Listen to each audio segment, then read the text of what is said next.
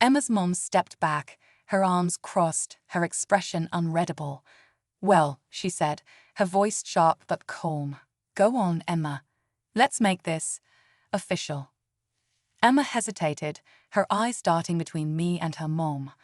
I could see the conflict in her face. Part of her wanted to protect me, but the other part was clearly intimidated by her mom's commanding presence. Finally, she nodded and grabbed my hand, pulling me toward her bedroom. "Come on," she whispered, her voice trembling.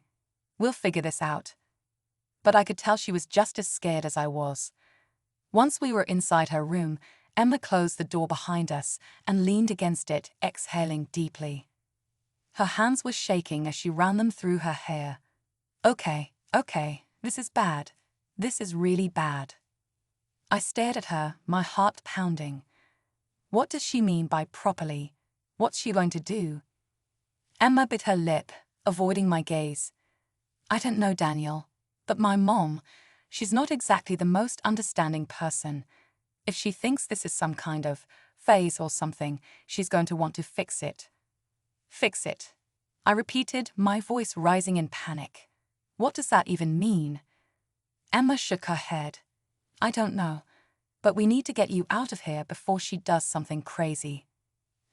I nodded, my mind racing. Okay, let's just get this dress off and... Before I could finish, the door swung open, and Emma's mom stepped inside, holding a pile of clothes in her arms. My stomach dropped as I realized what they were: more dresses, skirts, and even a pair of heels. "No time for that," she said, her tone firm. "If you're going to do this, you're going to do it right." I backed away, my hands trembling. I don't want to do this. Please, I just want to go home." Her mom's expression softened, but there was something unsettling about the way she looked at me, like she was studying a project that needed to be perfected. "Daniel, sweetheart, there's no need to be ashamed. If this is who you are, then we're going to embrace it. Fully." I shook my head, tears welling up in my eyes. This isn't who I am. It was just an experiment, a mistake. She tilted her head, her smile never wavering. "Oh, Daniel, we both know that's not true. You wouldn't have gone this far if it didn't mean something to you." I opened my mouth to protest, but no words came out. Deep down, a part of me knew she was right.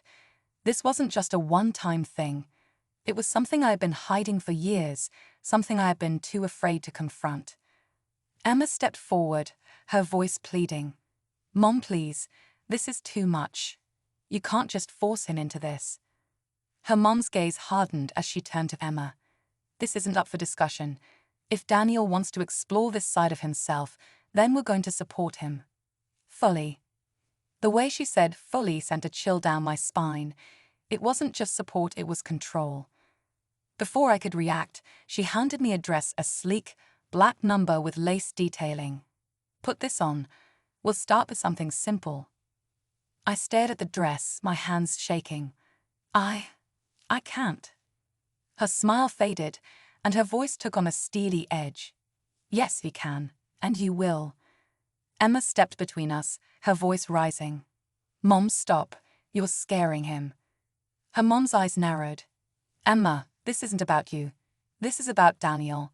And if you can't support him, then maybe you should leave." Emma froze, her face pale. "You're serious?" Her mom nodded, deadly serious. The room fell silent, the tension so thick it was suffocating. I felt like I was trapped in a nightmare, unable to wake up.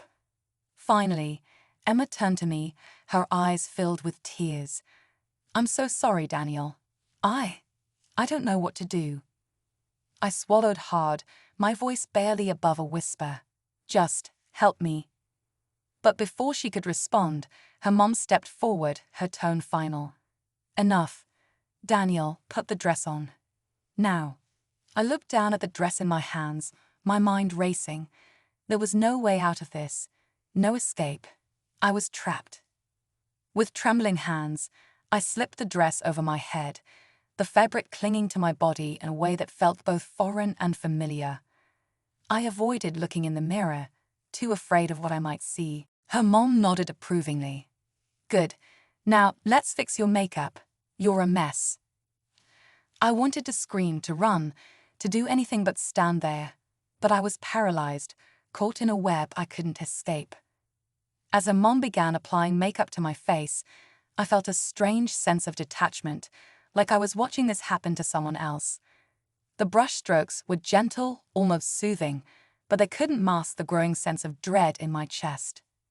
When she was done, she stepped back, her smile widening. There. Perfect. I turned to the mirror, and my breath caught in my throat. I didn't recognize the person staring back at me. The makeup was flawless, the dress accentuating every curve. I looked beautiful, but it wasn't me. It was someone else, someone I didn't know. Her mom placed a hand on my shoulder, her voice soft but firm. "This is who you are, Daniel. And from now on, this is how you'll be." I shook my head, tears streaming down my face. "No, this isn't me. This isn't who I am." She leaned in, her breath warm against my ear. "Oh, sweetheart, it's exactly who you are. And soon you'll see that too." I wanted to argue, to fight back, but the words wouldn't come. Instead, I just stood there, frozen, as her mom began rummaging through Emma's closet, pulling out more clothes. "We'll need to get you a proper wardrobe," she said, her tone casual, as if this were the most normal thing in the world. "And maybe some wigs. Your hair is lovely, but we can do better." Emma stood in the corner, her face pale, her hands clenched into fists. She looked like she wanted to say something, to do something, but she was just as trapped as I was. Her mom turned to her, her smile never wavering. "Emma, sweetheart, why don't you help Daniel pick out some shoes? I think the black heels would look stunning." Emma hesitated, then nodded slowly, her eyes filled with guilt. "Okay, Mom." As she knelt down to grab the shoes, I caught her eye, silently pleading for help. But she just looked away, her hands trembling as she handed me the heels. I slipped them on, the height making me feel even more unstable. My legs shook as I tried to balance, the room spinning around me. Her mom clapped her hands together, her smile widening. "Perfect. Now, let's take some pictures. We'll need to document this moment." I froze. "Pictures?" She nodded, pulling out her phone. "Of course, this is a big step for you, Daniel. We should commemorate it." I shook my head, panic rising in my chest. "No, please. I don't want." But before I could finish, she snapped a photo, the flash blinding me. I stumbled back, my heart pounding. "Mom, stop." Emma shouted, finally finding her voice. "This is too much." Her mom ignored her, snapping another photo. "Nonsense. This is important. Daniel needs to see how beautiful he is." I covered my face with my hands, tears streaming down my cheeks. "Please, just let me go." Her mom lowered the phone, her expression softening. "Oh, Daniel, this isn't about letting you go. This is about helping you become who you're meant to be." I shook my head, my voice breaking. "I don't want this. I never wanted this." She stepped closer, her hand brushing against my cheek. "You will. In time you'll see. This is who you are." I wanted to argue, to scream, to run, but I couldn't.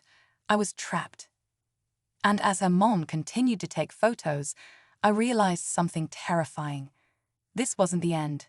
It was just the beginning. The flash of the camera felt like a punch to my chest. Each click was a reminder that this moment, this version of me was being immortalized.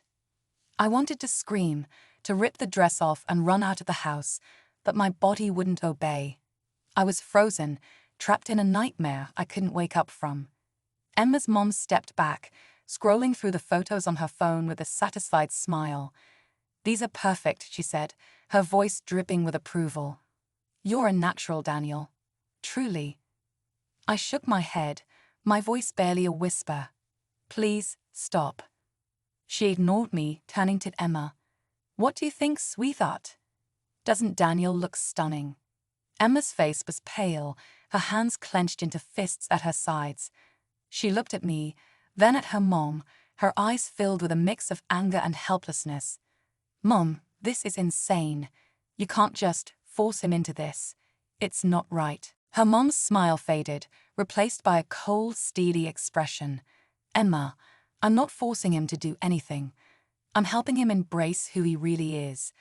If you can't see that, then maybe you're not as supportive as I thought." Emma flinched, her voice trembling.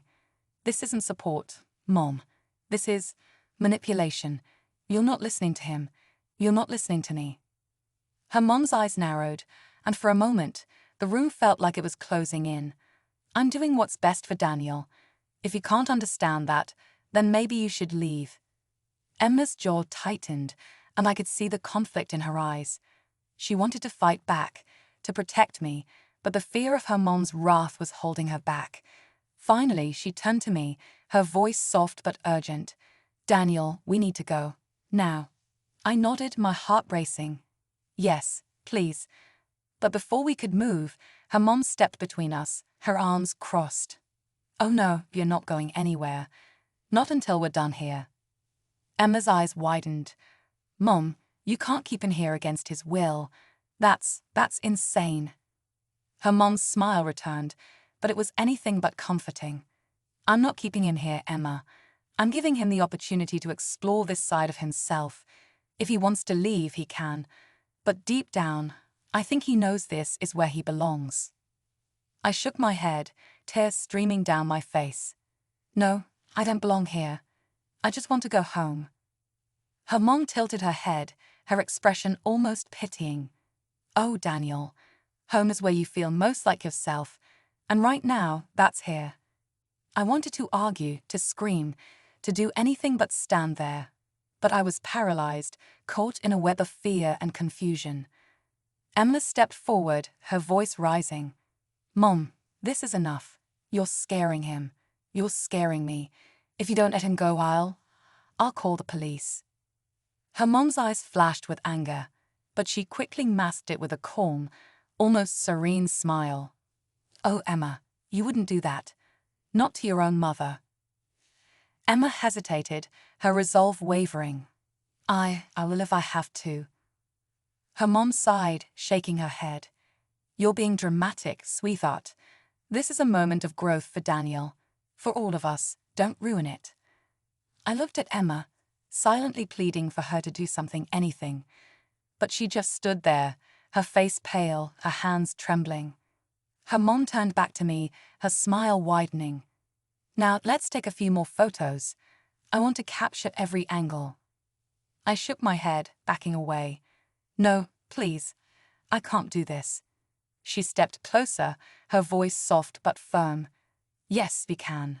And you will." Before I could react, she grabbed my arm, her grip surprisingly strong. I tried to pull away, but she held me in place, her smile never wavering. "Smile, Daniel," she said, raising her phone. "This is your moment." I closed my eyes, tears streaming down my face. I couldn't do this. I couldn't let her win. But what choice did I have? The flash went off again, and I felt a piece of myself shatter. Daniel is trapped, forced to play along with Emma's mom's twisted idea of support. Emma is torn between protecting him and standing up to her mom, but the fear of consequences is holding her back. As the photos continue and the pressure mounts, Daniel realizes he's running out of options. Will he find a way to escape, or will he be forced to surrender to this new identity? What will Emma do to save him, or will she be too afraid to act? The tension is reaching its breaking point, and the next move could change everything. What happens next? Comment your theories below.